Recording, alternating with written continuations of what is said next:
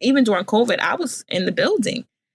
Teachers was home, students was home, but I was still getting up, going into the building, still fighting, still advocating, still pushing, still driving, still managing, still doing all these things. And I think at the time I was like, this is what education looks like? Or this is because my world is that now. I'm doing 7 days, 6 days, 70 hours a week doing this work. And I said, if this is what it looks like, I don't want to do this anymore. In a world where the recruitment of Black educators dominates headlines, one question remains: where are the conversations with folks who are leaving education? Introducing The Exit Interview, a podcast dedicated to archiving the untold stories of Black folks who have departed from traditional education spaces. I'm Dr. Asia Lyons, and I'm embarking on a mission alongside my esteemed guests. Together, we shed light on the challenges, triumphs, and experiences of Black educators, aiming to inform and empower communities to invest in understanding the crucial issue of retention in education. Welcome to The Exit Interview, a podcast for Black educators. Welcome back to The Exit Interview, a podcast for Black educators. I'm back, folks. Episode, I don't know by now, 54 or whatnot. Super excited. Trying to get Shatiera on this podcast for months. She been in the streets, y'all. And we finally had a chance to sit down. And so welcome to the show, Shatiera. Tell us a little bit about yourself before we jump into the interview. Thank you so much. Listen, we've both been outside, so I'm excited just to be here. Thank you for having me. I'm just truly honored and appreciative of you allowing me to be a guest. I am Shatiera Porte'e, school counselor in Wills, owner and founder. I'm an education consultant. I live in New Jersey. I am a mom, a dog mom also, a foodie. I love to travel.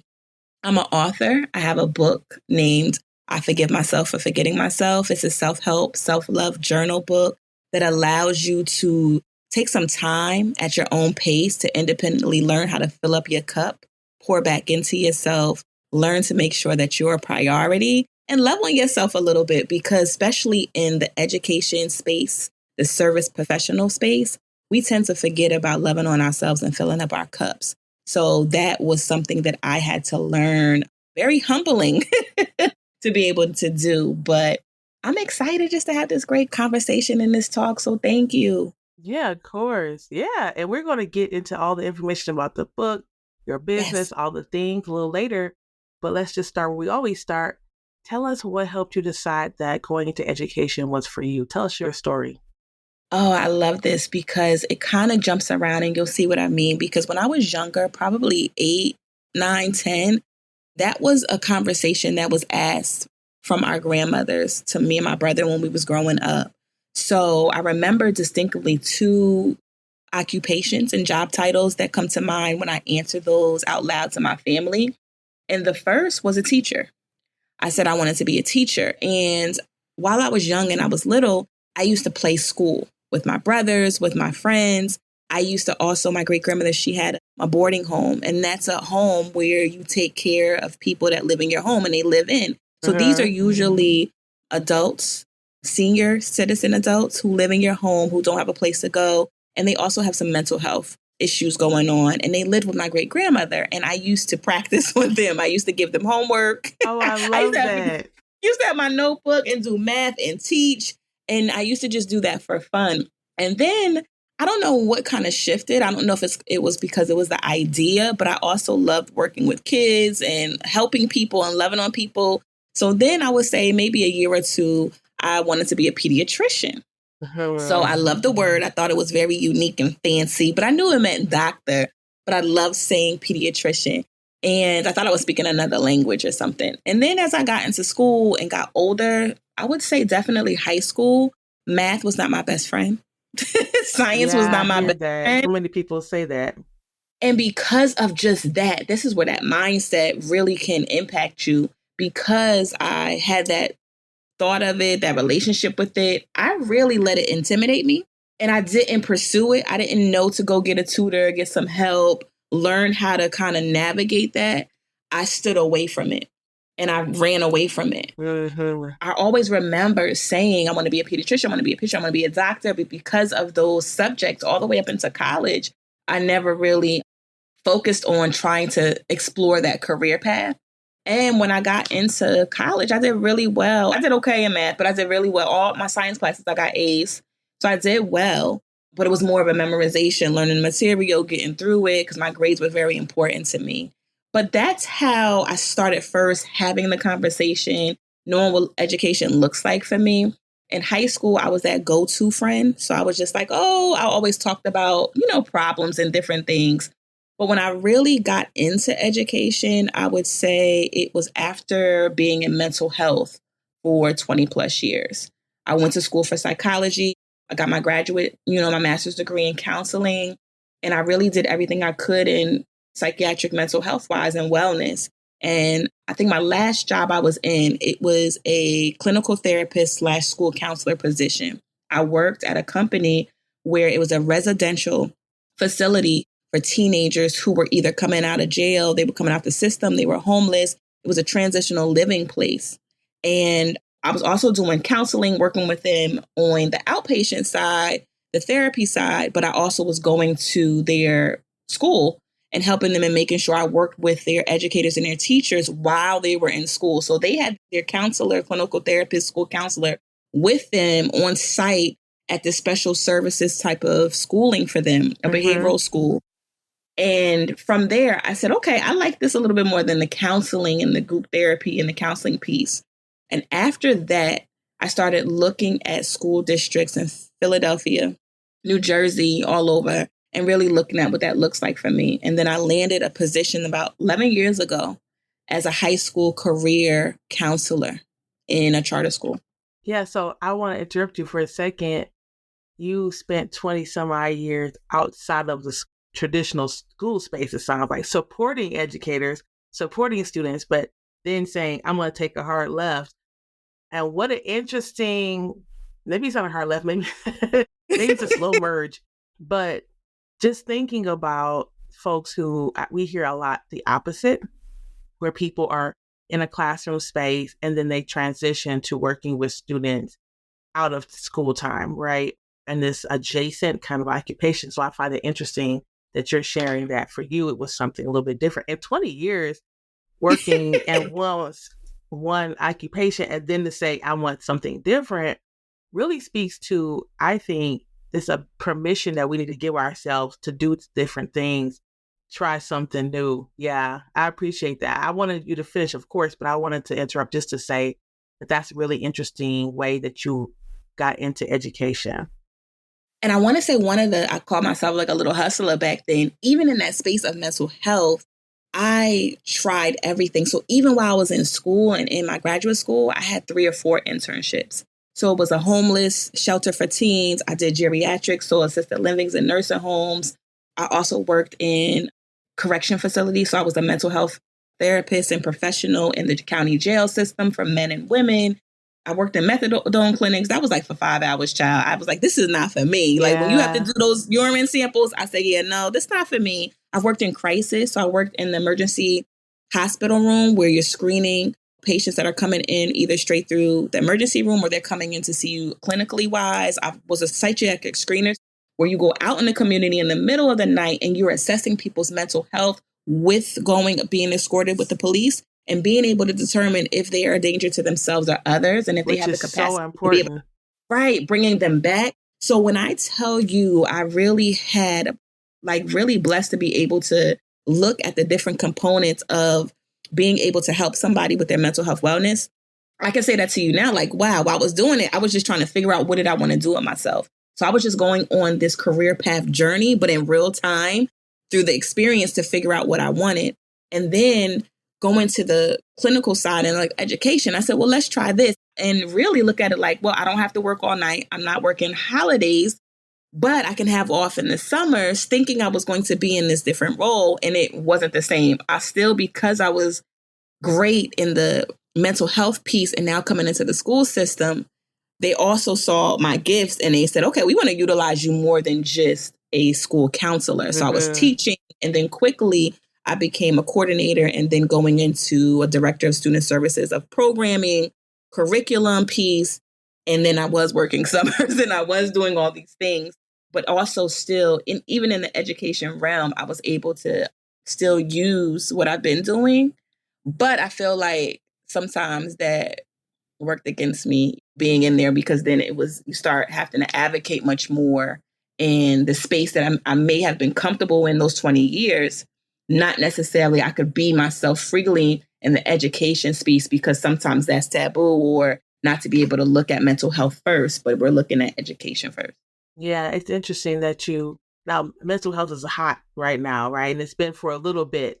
But you're saying, well, where was all this heat when you Oh first my goodness. started? I just had that conversation Friday. I said, okay, students are telling you they want you to look at the whole student. And I've been trying to do that all these years, but it was like, no. We got to focus on academics and test scores and all these different things. So you're right. It's kind of like, yes, yay, we're talking about it and we're addressing it. But you feel like you was like put out there, you know what I mean, and chastised for bringing that to the conversation when you're really looking at the student and how they're doing and performing academically, and saying, okay, but what else is going on here besides grades and besides low test scores and besides tardiness or truancy? What else? Are their basic needs met? Are there things going home? Did they just lose someone? So it was kind of like, okay, we're not here to counsel. We're not here to look at those type of things. We just got to make sure, are they, getting good grades? They're going to their classes, different things like that. So it's just interesting now that I can sit back and be able to look at it from that perspective. Yes. But when you're in it, you're just moving, seeing thousands and hundreds of kids and trying to take care of your own self at the same time. I'm thinking about, again, I'm going back to how you started off in supporting folks in their mental health and mental well-being, to see the adults first, and then to go into schools and say, I know what the challenges for this person are 20 years from now, because I saw that person in my last career.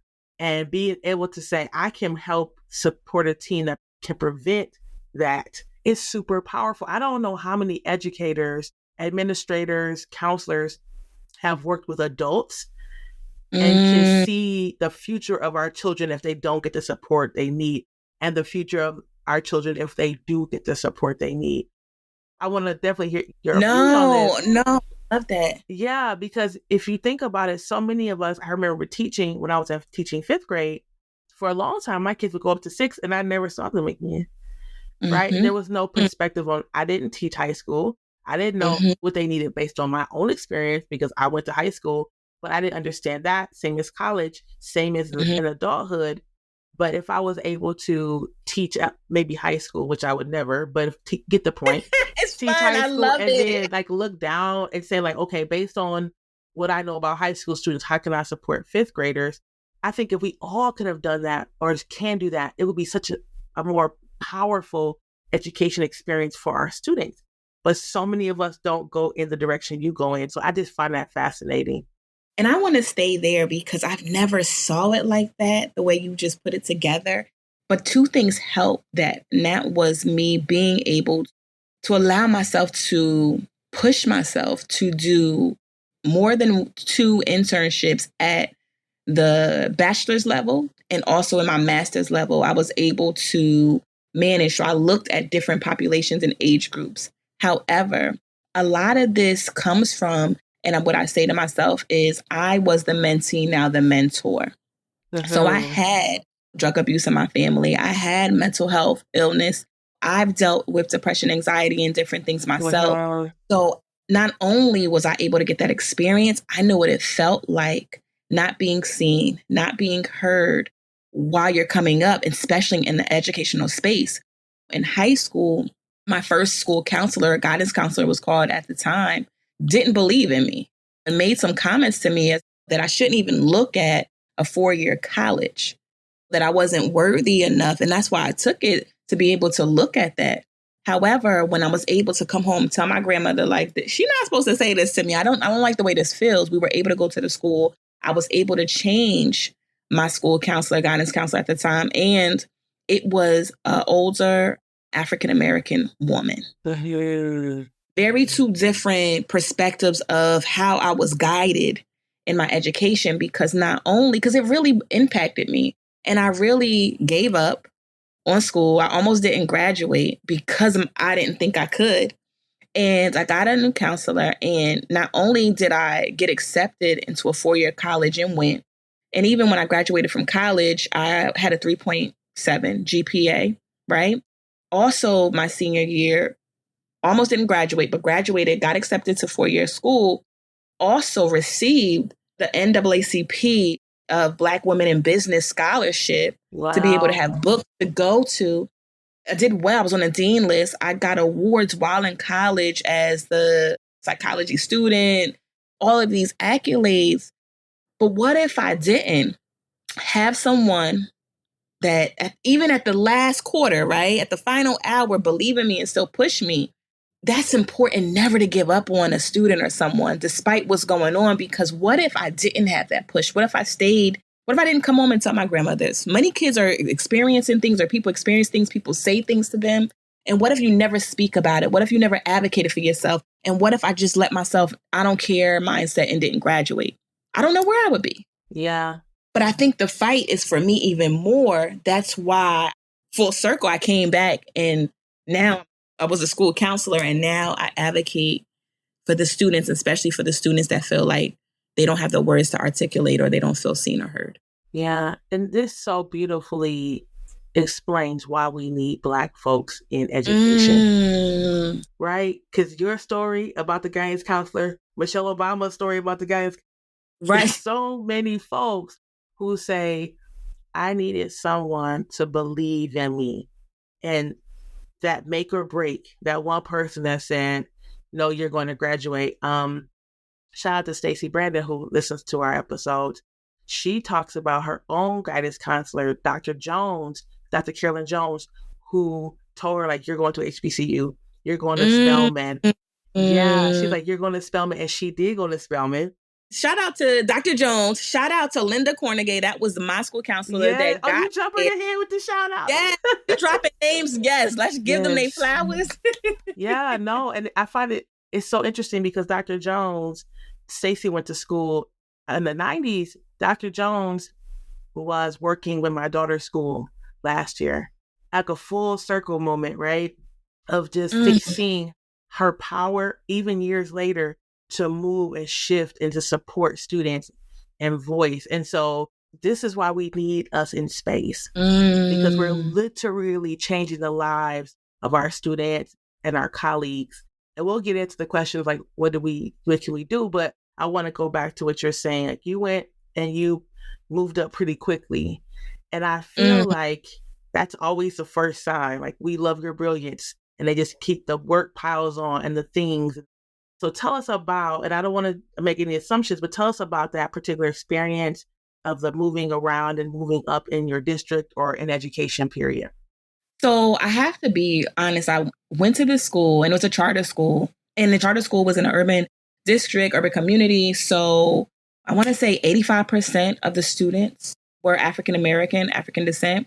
15% probably was Hispanic, Latino, and then a few percent other. However, coming in, I didn't know. I came in and I applied for a counselor's position, a high school counselor's position. My title was actually a high school career counselor position. But then I was teaching 17 classes per week. 17 classes per week. 17 classes per week, folks. Per week. So think about just Monday through Friday. Where did that fall? It's 17 different classes per week that went across the grades from 9 to 12.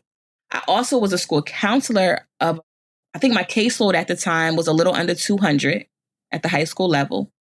I also was doing individual and having meetings with students with disabilities. I also was in charge of the graduating class and making sure they are college and career ready and they have scholarships. And I'm doing SATs. I'm doing SAT testing, ACT, supervision, ASVAB, for the military. What else? I'm doing community service. I'm writing letters of recommendation. I'm preparing for the high school commencement. I'm doing trips and I'm sitting on IEP meetings. And then in April, my principal resigns and I had to step up. Mind you, before that, I was called the cluster leader. So the cluster leader is someone that works with all of the teachers and the staff, support staff teachers in the building, hear their thoughts, hear their different things. And we go to the admin to present and to kind of just to be the liaison between that. So then my principal of many years, she resigns in end of April. So we have 2 months left. And this is my first year. And the most chaotic ones. The last two is just all uphill and downhill. So you got testing, state testing. You have graduation. You have students who are finding out that they're going to graduate or not. All these things. And your leadership is no longer there to either support you, guide you. And this is my first year. So that's how my first year went. But the part that I fast forwarded a little bit, just dealing with teaching 17 classes, having no curriculum. I'm teaching different classes and electives I've never taught before. I'm working with parents. I'm doing this. 2 months after I started that role in my first year, I wrote a resignation letter to my boss. She didn't accept it. We laugh about it now. She was like, yeah, no, I'm not letting you leave. And I'm just like, first of all, where did I just apply? Where did I come to? What's going on? What did I sign myself up to? But I really felt like that environment was trying to make me fail. I really did. I felt some type of way. I would have felt that kind of way too. I felt like you set me up to fail. Now I'm a new kid on the block. I'm doing all this work. And then I'm trying to make advocacy and change and policy. And then you got the teachers who they want that, but they don't want me to do it. So I feel like I had no allies, no support anyway. And I physically got sick.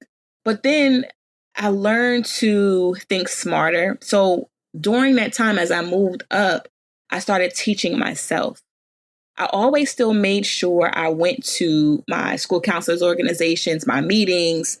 I was going places, and I always still would feed off or meet interesting people who were in education for a long time and you could tell they about their business and the way I always took notes, always paid attention. But I have to say, I taught myself a lot to be where I was in that role. And if they said something of how it should be, whether they taught you that or not, I'm writing it down. And the next time I'm adapting and I'm learning and I'm implementing, right, to execute. And I just started this on the books, on the scene, job training, but I'm teaching myself. So just imagine it.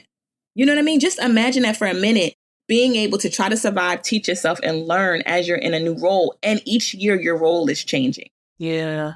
What this is having me think about is, and you'll talk about your career now in a little bit, but you needed that type of energy to start a business.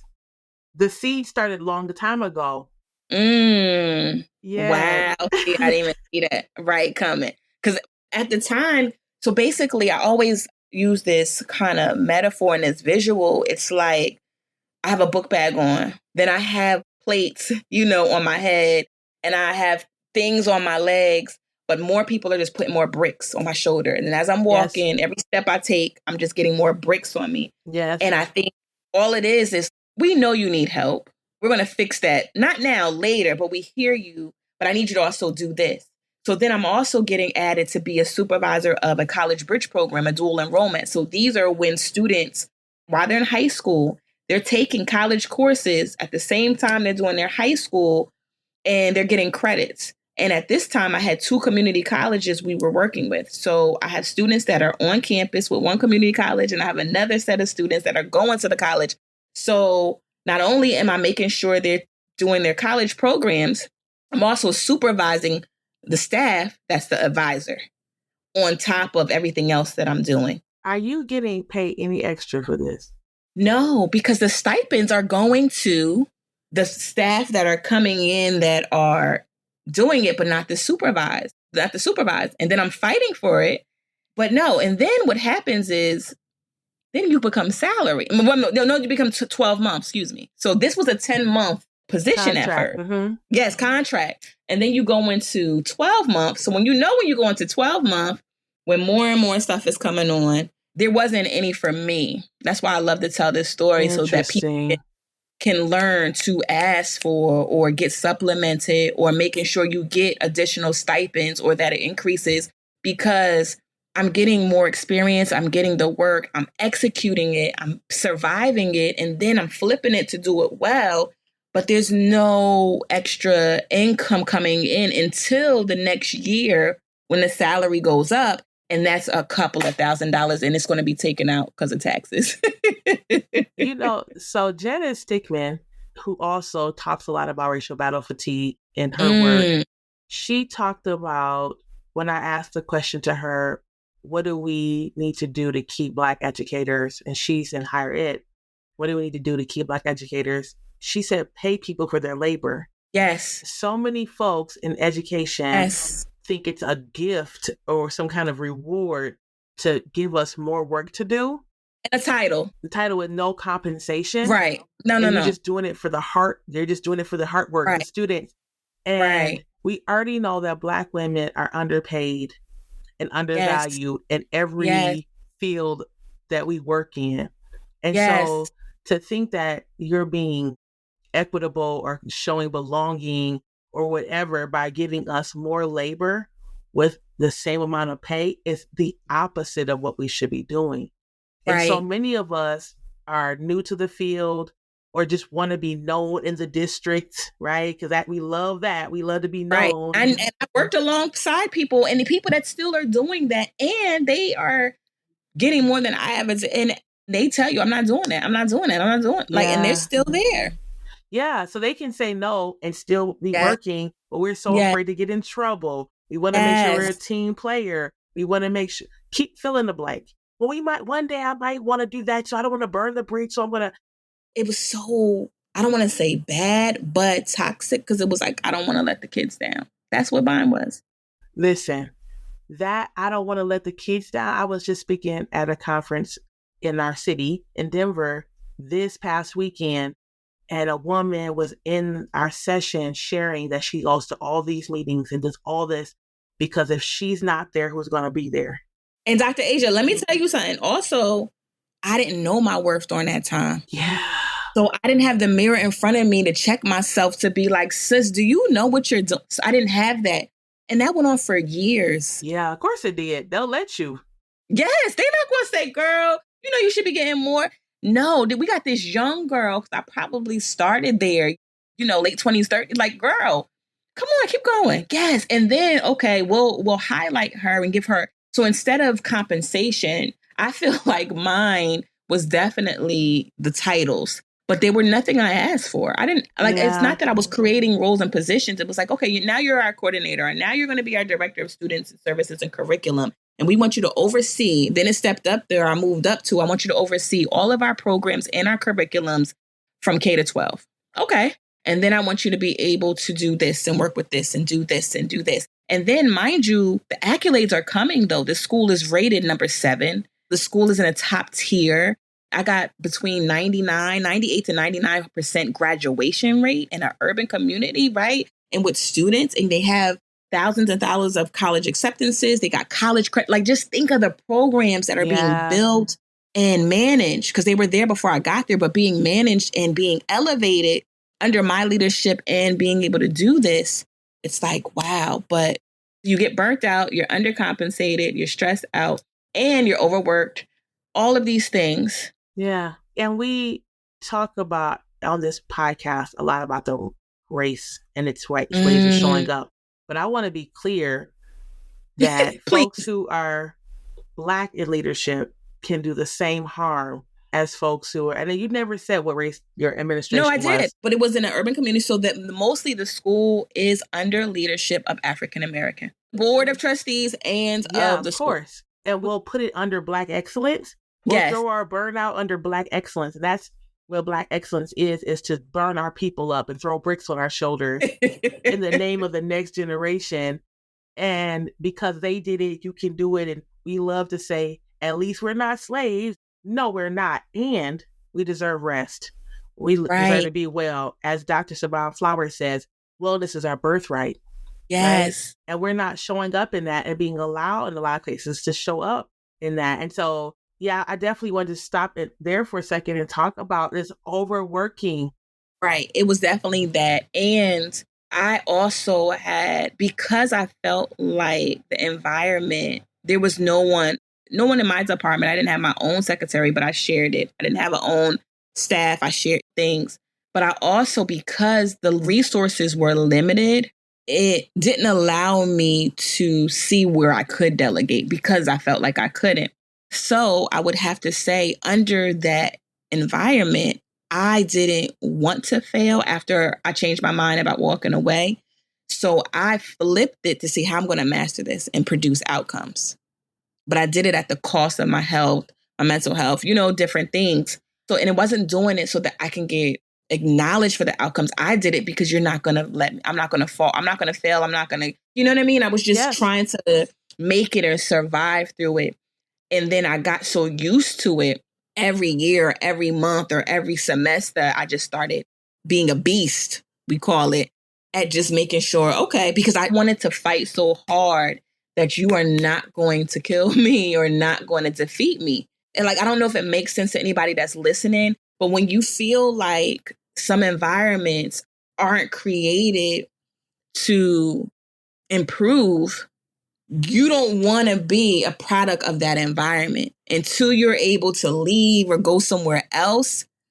All right, well, even though you're doing it, like you're still not, but it's not going to be to this. Like, I'm going to make sure that no matter what, while I'm here, I'm a hustle. I'm going to make sure I'm good. And so I started to take that situation and try to flip it so that it worked for me in a sense, not 100% completely, but in a sense that, okay, I'm here to do this. I'm going to make sure this is going to be go great. I'm going to do this. I'm going to do this. I'm going to produce that. And then by doing that, I became isolating. So I isolated myself. I was isolated. I was pushed aside. Then you get compared about, you think you're better. You're not going with the okie doke. You want to change policy. You're sitting at the table and your voice is starting to separate because you're not doing what everybody else is doing. So the teamwork maybe not there. You don't feel supported. So you're really on this island by yourself. And then when you start being able to walk and do things by the beat of your own drum, you're an outsider. And since I'm not advocating for me now and I'm putting it all on with the student, you're the problem.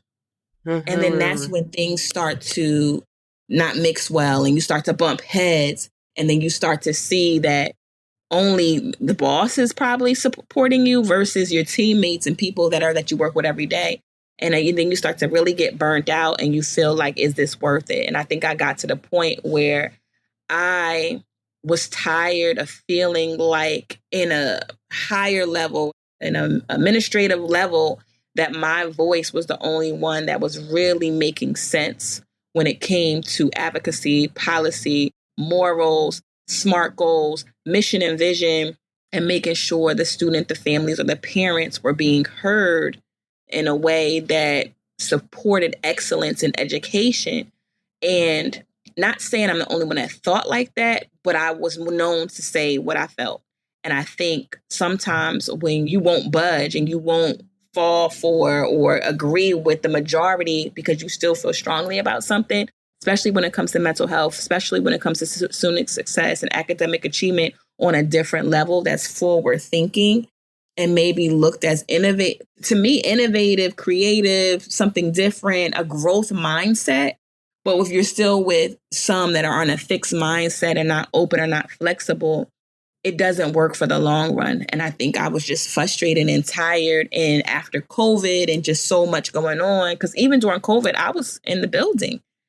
Teachers was home, students was home, but I was still getting up, going into the building, still fighting, still advocating, still pushing, still driving, still managing, still doing all these things. And I think at the time I was like, this is what education looks like? Or this is because my world is that now. I'm doing 7 days, 6 days, 70 hours a week doing this work. And I said, if this is what it looks like, I don't want to do this anymore. And I literally was going in every day listening to Steve Harvey, T.D. Jakes, Bishop T.D. Jakes, Oprah, different just motivational speaking, listening things, getting up, listening that throughout the day, going out to my car, praying, trying to figure out just to get through the day. And I got to the point where I said, I can't do this anymore. My grandmother she raised me, comes from like, you don't leave a job unless you have one. And I was like, but you're not living my life. Yeah. And I ended up halfway through the year just speaking to my boss at the time and just saying, this is not me. I didn't enjoy coming anywhere. It was like a fight every day, especially sometimes being at the table at one point of it where you're the only female. And then, being at a point whether you're the youngest or younger one in the group. So it just seems like my perspective, my thoughts, my expertise wasn't valued And I think I just said, and this is going into like 6-7 years in, and still feeling like anything that I bring to the table or say is not taken seriously, even though I've produced and shown these things. And I think not only am I not getting paid enough, and then you're not even listening to me or hearing my voice, I can't do this. So at that point, I said, I'm done, and I am going to take some time off. My mental health is bruised. And really in my mind, I thought I was going to take time off.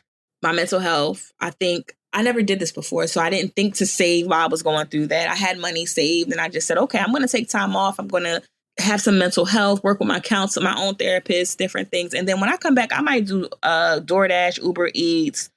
I'll figure it out. I'll do something. I'll go back to Marshall's when whatever.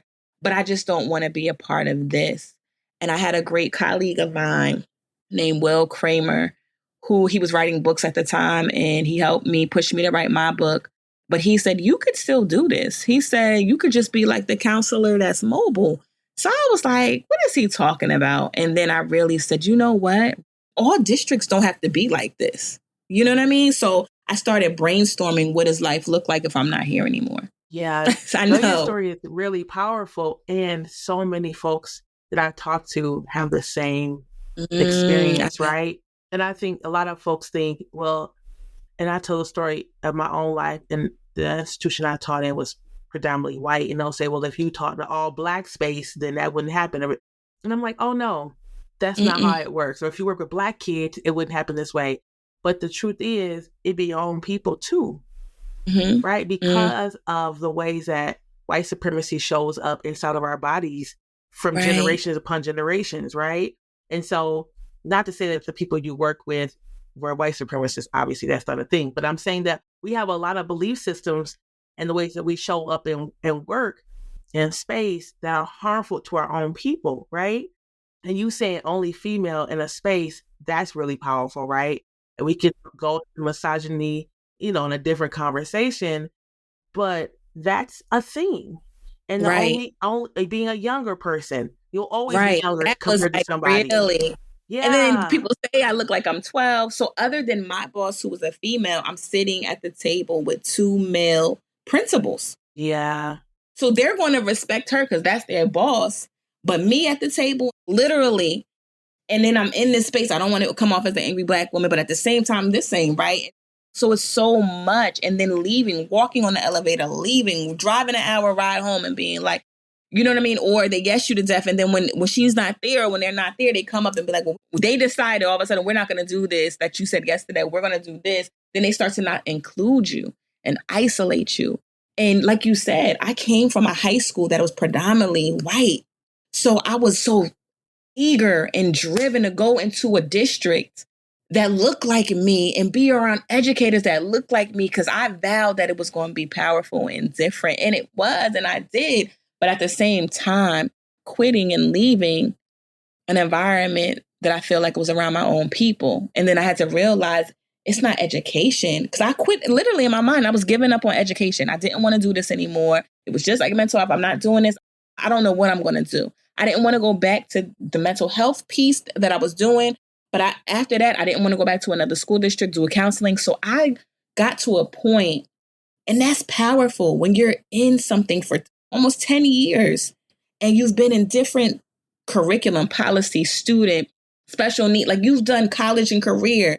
You've done all these different things, clubs, after school. You've done all these things and you want to just walk away. You're ready to walk away. I was ready to, and I did. I said, I'm out of here. I walked away from like, I don't want to do this anymore.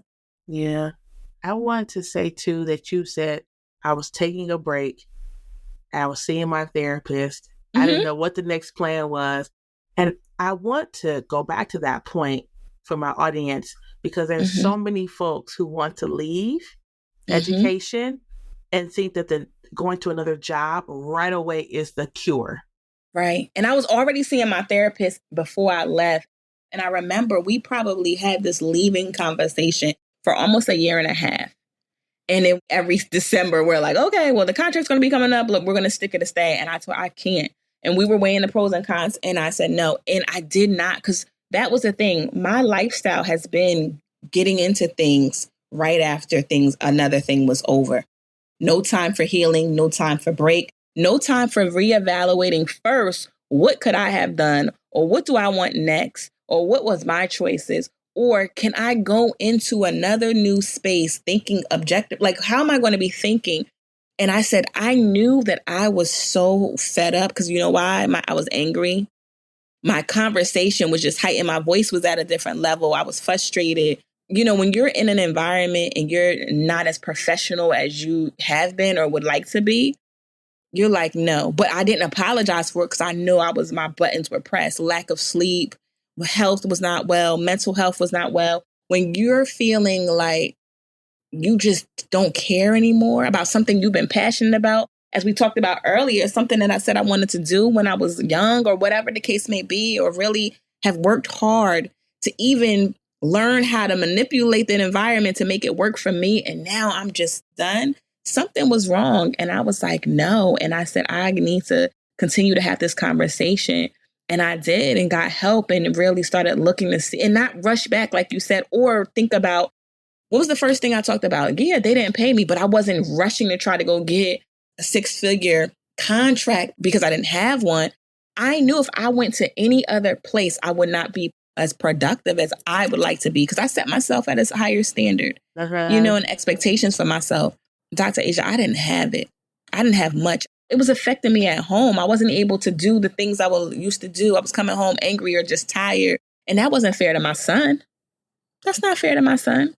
Yeah. I feel like you've seen my presentation because you were right into talking about the ways that how our trauma and the harm that happens in our schools spills over and crosses over into our homes. Yes. Right? Oh, yes. 100,000%. I had a Rhonda Belen who came on a while back who said when she quit, they said, well, my students need you. Our students. She said, no, my son needs me. My family needs me. Right. And so they'll do that too. Like, well, we need you here. And well, you know what they said? Where are you going to go? You need This is what they said. Well, when I told them what I was doing after that, we'll get into that. They said, well, you need benefits. You need insurance. Yeah. Scary. I said, I had that. Yeah. No, I'll go to the state. You get what I'm saying? Like, yes, I do. No.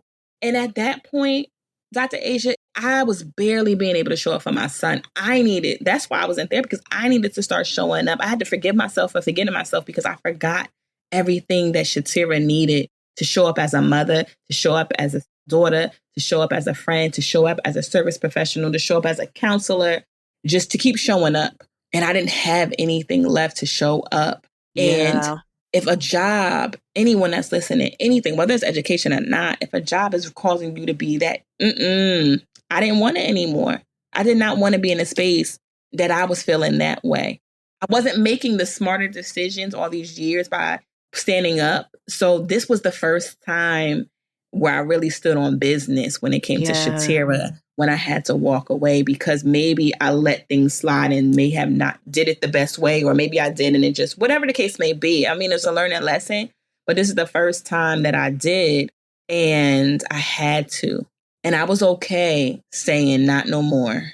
I can't do this anymore. And even at the time, I had to talk to myself and that self-talk to say, but the students that you did, or that you were here for, they still call you. Yeah. They still hit you up on LinkedIn.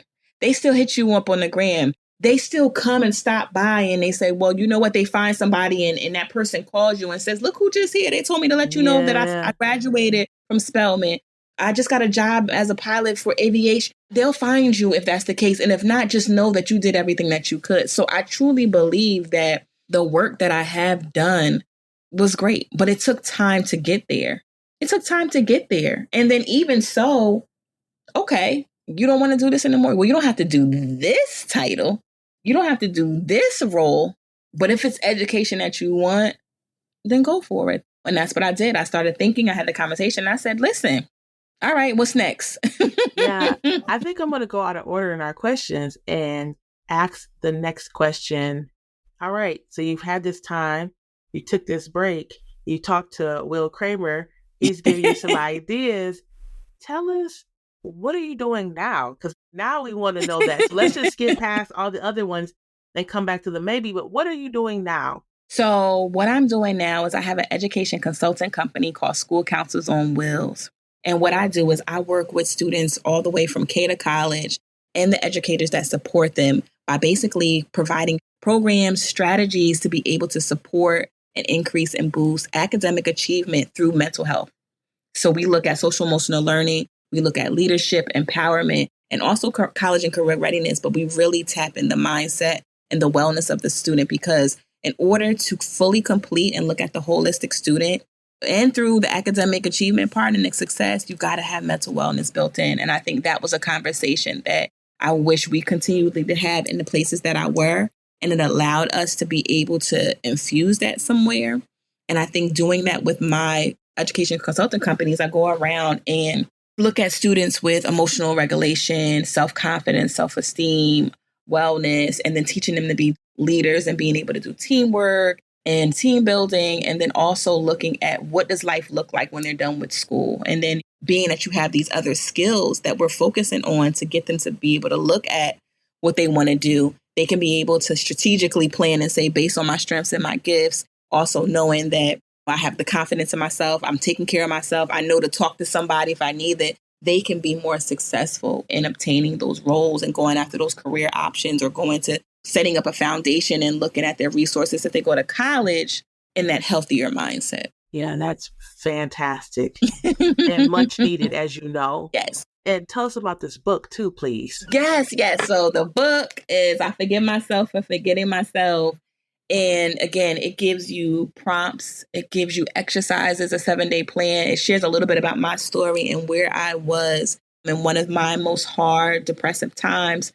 And it really allows you to have courageous conversations with yourself, to ask you about your why, your purpose. What do you need right now? What do you need to talk about? And hopefully navigates and guides you into getting some help or being able to jot things down that you never talked about before. So it's a self-expressive tool. It's a encouragement tool, and it's a thought-provoking resource to be able to, especially those of us in our community, we don't want to go talk to somebody. We're not ready to go see a therapist. We don't want to tell anybody our business, child. But it allows you to be able to start walking yourself towards some healing and some journey, and also identifying what's great, what's not. So really doing a self-assessment of your life to where you are right now. You can use it anytime. You can use it for professionally. You can use it personally. You can use it for your relationships, child, whatever it is, and really being to look at yourself in a deeper way to see where your goals are, if those are still your goals, and then what you want to do next in your life. Yeah. And your information is going to be in the show notes, so folks can definitely find you, find all the links and things in the show notes. Come holler at me, you guys. Yeah, please do. So going back, tell us, is there a Black educator or several Black educators that you would like to shout out on our show today? Oh my goodness. I would love to. I want to start off with my 3rd grade teacher, Mrs. Freeman. She was the first Black educator that I had. She was strict. She was stern. She looked very serious, but she was quiet, but she made sure that we did the work that we needed to do. I would say then transitioning into my middle school, my first Black educator male teacher was Mr. Jackson, 7th grade. And 7th grade was my toughest year because I got in a lot of trouble. I had to move out of my home and go live with family because I didn't want to listen and was getting in trouble and being rebellious for a lot of different reasons. But I was still going in school. And I remember he never yelled at me, never raised his voice, was quiet. But, I was doing my work. I had Mr. Harris. He was a reverend, but he was also my science teacher. And he made sure that the minority kids, the Black and brown kids in his classroom, we did science, we did labs, we did things. And then I had an ELA teacher, Mrs. Amos. She was actually, when I was having some trouble in my home, I went on a missionary trip to Haiti. But in school, I knew her as this strict teacher. You couldn't talk in her class. You couldn't breathe a sneeze in her class. But when I went to Haiti, I was able to see this different side of her. So when I was in her class, I just was like, everybody was giving her a hard time. And I'm like, no, she's really dope. She's very smart, very educated. And those would be, I would say, elementary. But Mrs. Cornegay, Linda Cornegay, my guidance counselor, hands down, she just believe in me, and just to be able to make sure that I did get into college. I got a scholarship. Even at the role that I was talking about at that district, she came and visited me in my role and supported the programs that I was doing. And then I have 2 amazing mentors. My old boss from that same district, Mrs. Thorpe, she is dope. I love her. I also have a mentor, Mrs. Simmons, who helped me write my book, who also checks in with me. So I have amazing, amazing mentors that even during those processes, they old school, they've been in education 40, 50 plus years. But being able to surround yourself around mentors that even when the tough is going, you'll still be able to learn. And I was with this lady named Rochelle Hendricks. I just met her. She invited me somewhere on Friday and she just said, you deserve to be here. You deserve to be in this room. And she reminded me yesterday. She said, you're a smart little cookie. And my great grandmother used to say that to me, call me her smart little cookie. And just knowing that your expertise, my advocacy work, the things that I'm doing, how I see and how I build rapport with students is needed. And I think we all have special gifts. Nobody's made the same. And sometimes people think, oh, I can do what they do. Something about you that's unique. So I just advise anybody that's listening, I do a session on your secret sauce. You have your secret sauce. Nobody package up your secret sauce or do anything like you. And I want to say right now in this moment for you being able to thank you for highlighting my mentors and those that made sure that I knew I had a secret sauce in me and that didn't give up on me and pushed a little girl inside me to keep fighting. And now I'm like a Spitfire firecracker. You can't tell me I don't got something special. You can't tell me that I'm not doing something dope. So I just love it. And I'm so appreciative and thankful. Yeah, of course. I will say it's interesting that you talked about like having to move out of your home because you didn't want to listen. But I feel like there's a theme here. Right? Yes.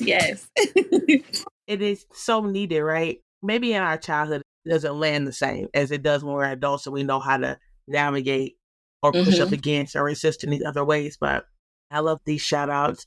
Thank you. Yeah, of course. And then our last question is, what's been bringing you joy these days? Oh my goodness. So what's been bringing me joy is just, I've been spending a lot of time with my son and we set up these things like hug before school, hug before bed. So being able to have that, just no matter what's going on, just being able like, I'm proud of you. I love you. So that's really like, even today, I might be still like sleep sometimes and he'll come up and he's like, all right, mom, I'm leaving. He's giving me a hug before he leaves out the door and he's giving me a hug before he goes to bed. That is really giving me joy. I am enjoying connecting and going to conferences lately. And I love going to conference and learning things and being able to go and not only to network, but be able to get new information and taking that information, whatever it is, and thinking about how to apply it within myself personally or professionally. And going out to new restaurants. I'm a big foodie. So yesterday I went to this place called the Baked Bear. And it's basically this ice cream sandwich. You take two cookies. They have it in San Diego. It's my favorite place. I love the Baked Bear. I just tried it yesterday for the first time. Guys, I had the cookies and cream cookie with the gooey butter cake cookie with cookies and cream in the middle. Whipped cream, you get it pressed with some sprinkles. Amazing. Listen, okay.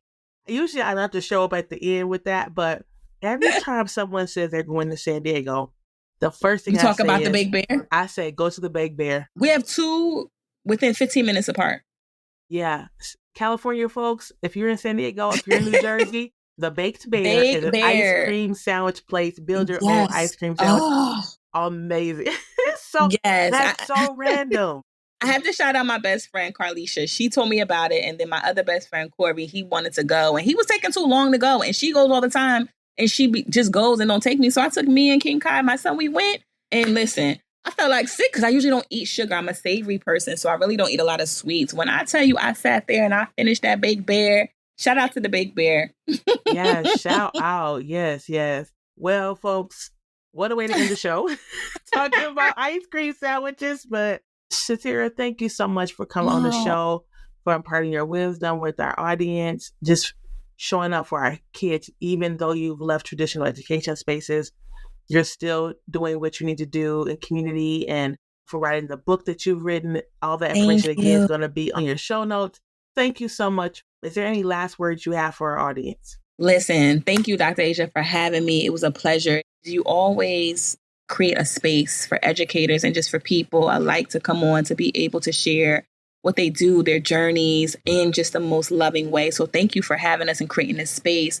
to be able to tell our exit interview story, but also to help show that it wasn't an exit necessarily. We just started a new journey in the beginning with something. And I just want to say, remember that it may not make sense when you're going through it, but just sit back sometimes, have some time to reflect, and make sure you appreciate and remember the secret sauce and all the ingredients that you're making so that you can continue to go out there and be great, and just do it. Well, that's it. We're going to end on that note. Thank you so much for listening to The Exit Interview, a podcast for Black educators. We'll see you later. Peace. If you've enjoyed this episode of The Exit Interview, a podcast for Black educators, I'm sure you'll love similar content in the Alive Podcast Network app. That's right, we've joined a podcast network. Plus, you can support this podcast and enjoy ad-free listening to nearly 100 other Black hosted podcasts. Head on over to Alive Podcast Network today.